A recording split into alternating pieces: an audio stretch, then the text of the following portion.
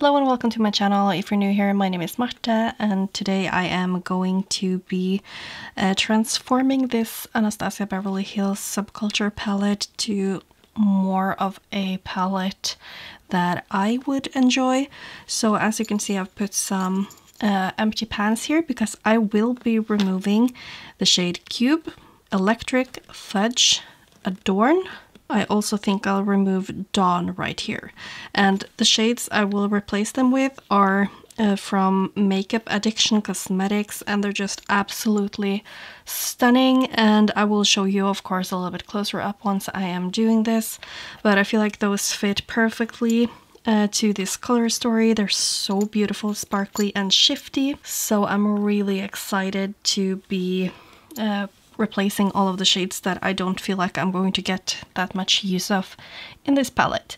So if you want to see how I am going to put these pigments into these tiny pans and how I'm putting these shadows into these pans, then keep on watching.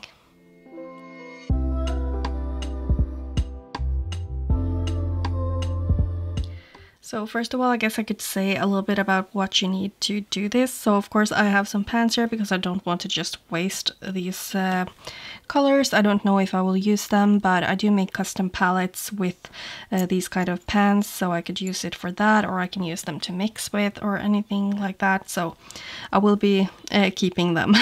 And then I actually just got a pressing kit from tkbtrading.com. So this is just something that you press with. You also have this pressing tile. I think you should actually remove like the paper parts that are covering up the acrylic parts, but I don't feel like it's necessary. So I'm just going to leave it like that. And then of course I have a spatula right here just to like dig out the shadows, and I do also have a mortar and pestle right here. I did not yet clean it because I used it for a broken blush, but it's right here.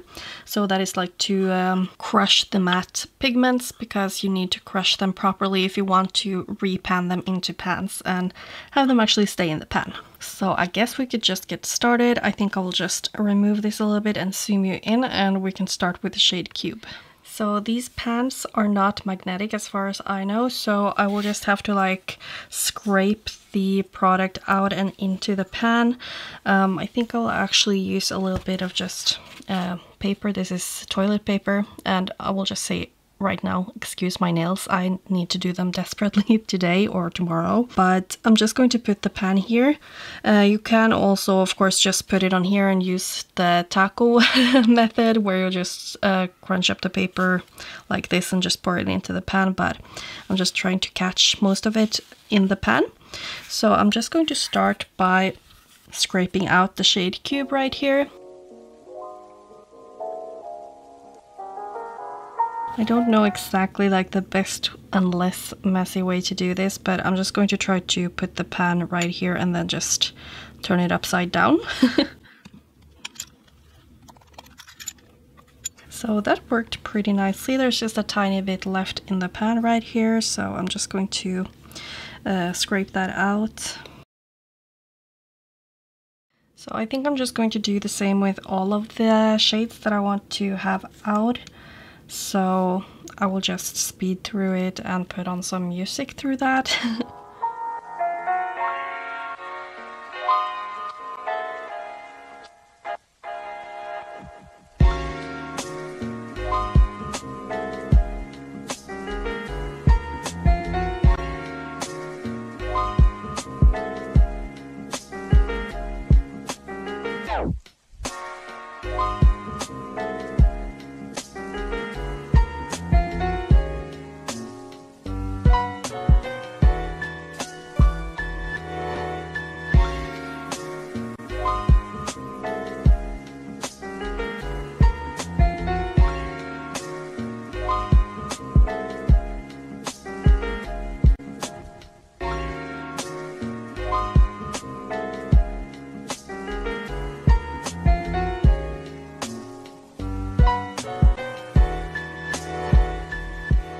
So here we have all of the shades that I didn't want in the palette. These are not bad at all, like especially this duochrome is really pretty. It's just that the duochrome that I have is like way more sparkly. I think you can just see it there. So I'm really excited to replace them, and we'll have to crush these up and press them. I do have a tutorial for that, which I can leave a card to and a link to down below in my description box, so you can check that out. I have a tutorial both for mattes and shimmers. But for now, I am just going to clean up the pans in the actual palette so that they are ready for my new pigments. And I also have a pigment pressing video, so what I'm going to do is I'm just going to be placing down the pigment in the pans once they are clean, and then I will add I think 1 or 2 drops, I'm not sure yet, of isopropyl myricate, which is a kind of liquid binder, just to make the pigment stick together once it's pressed. And of course I'm going to need some alcohol, so I use quite high percentage alcohol. The higher the better. Definitely don't use anything below 90% if you're doing this yourself, because that will add water to the mixture, because I mean, if it's not alcohol, it's water, so it's going to make the shadows more moist and be a very nice environment for bacteria, and you of course don't want that in your shadows. So I'm just going to clean these pans up.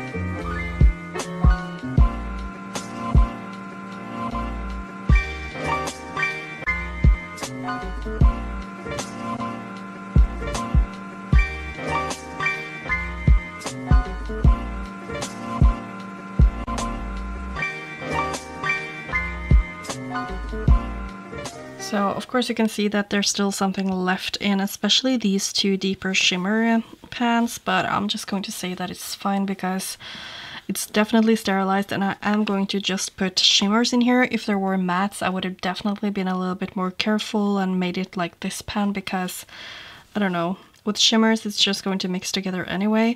I'm guessing that this is some kind of oxidization or something caused by the binder in the shadows or something, because those pans just look really weird. So I've decided I want the iridescent shade right there. I haven't exactly decided for these other ones. I think this one would be very nice in the one that is next to the peachy shade there. And possibly I could do this one here. I don't know, maybe like this. So this iridescent one should be in this one. Then I can do the more pinky purpley one right here. The peachy one right next to the peachy one, and the green there, and this more purpley blue one here. I might change my mind, but I will start with the iridescent one because I know where that's going. So the way that I would like to start with the pigment pressing is that I will add isopropyl myricate. I don't have a dropper for this thing, which I should have probably had. I'm just going to put 1 drop, I think, because these pans are quite small. That was a big drop too, so it's definitely going to be more than enough. You don't really want that much binder in your shadow, just because what I said earlier, that you will have more moisture in it. So I'm just going to remove a little bit of this. Then I'm going to just put in quite a few drops of alcohol in there, mix it together with my spatula. And then I'm ready to put in the pigment, which I will try to not spill too much. And you can see immediately that this one is soaking up all of the liquid in the pan. So I'm going to add enough alcohol for it to be kind of like a paste. And you will have to feel on the shadow. So this is still quite hard, so you need a little bit more. And since I'm adding more alcohol that is not mixed to the binder, I will have to mix everything together. And there's still a little bit more place for more pigment in here.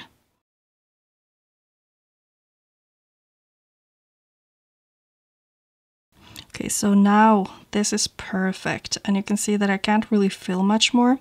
Of course, some of this is going to just soak up because the liquid is taking up space. So when this dries down, it's probably going to be quite perfect. So I will just mix it, make sure that the binder is in all of the pigment so that we don't just have it falling right out once it's dry. I'll just show you how beautiful this pigment is. It's like a green, golden, pink. Well, it's not very pink, but a little bit. Super pretty. So now that's just going to sit there and dry while I am starting off with the other ones.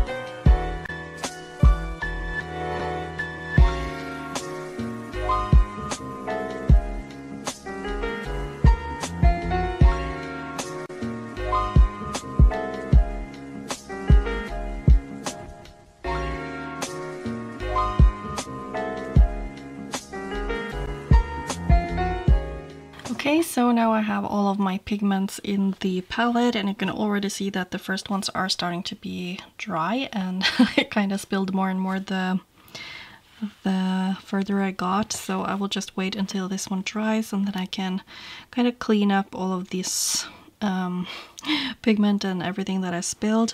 Most importantly, I didn't get any liquid onto the matte shadows, so that's like the thing I was most worried about, so I managed to avoid that. So this is basically done, so I'm just going to go ahead and press the other shadows. So for the shimmer shades that I repanned from the palette, I'm just going to put this to the side right here.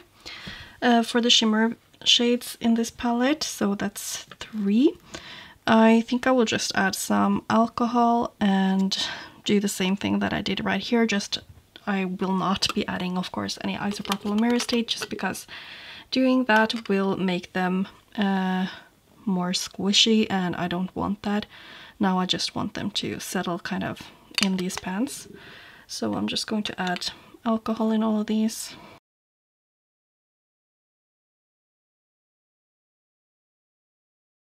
And just to like even out the surface and kind of get out the bubbles that might be trapped inside, I'm just bouncing it like this, and you can, I don't know if you could see that, but I definitely saw like a big bubble come out of it. And then you don't even have to press them. You can press both the ones in the pans and these ones once most of the alcohol is evaporated, but I personally just don't do that anymore. I guess it's just to get kind of more of a clean surface, but this is more than enough for me. So now this one is ready.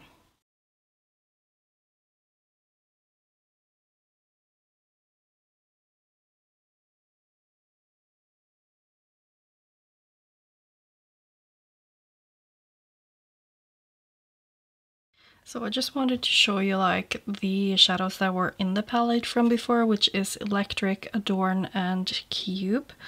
So you can see Cube is very much a satin pink. It's not something I would use personally with this kind of color scheme that is in the palette, just because there's not that many pinks in it. So I think I would rather go for something more green and golden. And then you can see how Adorn is. It's just a regular shimmer. It's not a bad shimmer, definitely not, but you can see this one is the most comparable and that is like a, I don't know, it's a brown coppery shade with some pink shifts, I guess you could say. So I think that's so much more stunning, and of course you can definitely see the difference on Electric and this other one. I think it's called Impressionist. I will just leave all of the names of these ones that I put in the palette down below in my description box. And Electric is a really beautiful shade, don't get me wrong. It's just that in comparison to this one, I would choose Impressionist every day. It's so beautiful. It's textured while still having like small, like it's not chunky, so I really do like that. And this one is one of the pinks, and I didn't actually swatch this one, but this one is a beautiful kind of like reddish blue shade, so I'm really excited to have all of those in my palette. So I will just show you once it's dried. Just while all of these shimmers are drying up, it shouldn't take too long, I will just fix the mattes. I actually have some orange left from a blush that I had come broken in the mail, but I think I'll actually leave it in there because just a little bit more orange to this brown matte, it's just nice in my opinion. So I'm just going to put all of the brown in there. And then I use a brush. This is just a cheap one that I got for free in a coastal scent sorter. I'm just going to loosen up the powder from the mortar and the pestle. And of course I will just be putting all of the matte shadow in the pan.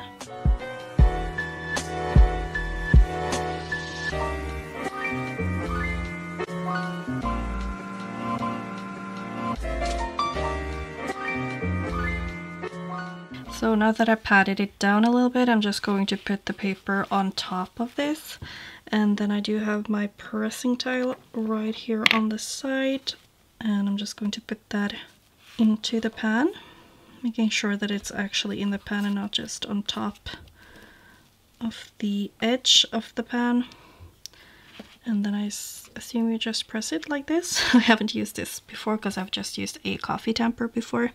I'm just pressing really hard, and I don't know if this tile kind of fits perfectly in there. It seems like there is a little bit of room on the side, so I'm just going to move it around a little bit. I guess the coffee tamper would have been a little bit easier like this since it has the handle on it, and then I usually do once more in the middle.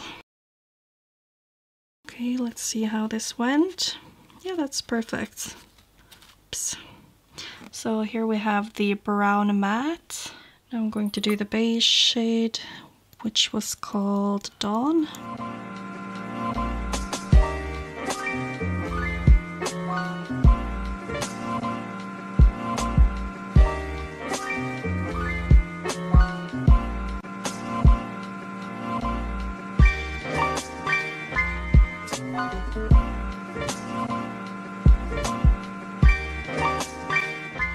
Okay, so I think this is properly dried now, at least a little bit. I don't think I would have used it right now because it's just been maybe 15 minutes or something. But I just wanted to show you close up how the palette looks like now when it's done. So I tried to turn down the lighting a little bit so you can actually see.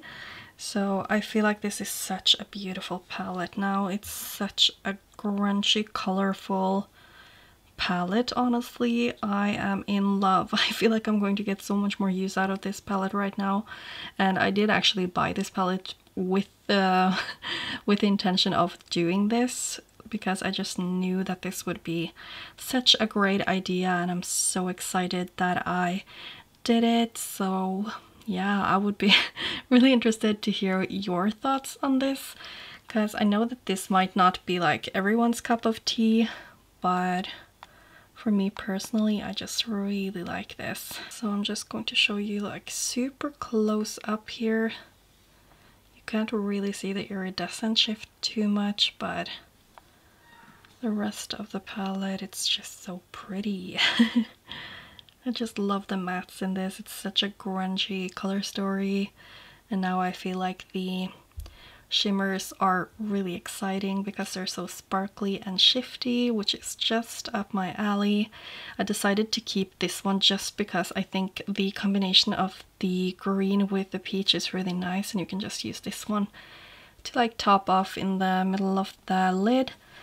Whereas this one is perfect with both all of the yellows and the greens, and this shade is so perfect for the kind of reddish burgundy shade and also the blue shade over here. So yeah, I'm so excited about this. And of course here you see all the ones that I repanned. They're quite dry, and mattes are just regular mattes. They're just very neutral, so I'm glad that I replaced them. But I think that's actually it for this video. I hope that you enjoyed it. Please let me know down in the comment section what you think of the palette before and after. What would you prefer? Would you want to do something like this yourself with some palettes? I know it sounds like a little bit of work, but I think it's definitely worth it, at least for me. If you did like this video, I would really appreciate it if you hit the like button and subscribe to my channel if you haven't already. I do some makeup experimenting every now and then, maybe a little bit more in the coming months, and other than that I do a lot of single shadows and swatches and tutorials and all that kind of stuff. But thanks so much for watching. I hope you have a wonderful day, and hopefully I will see you in my next video. Bye!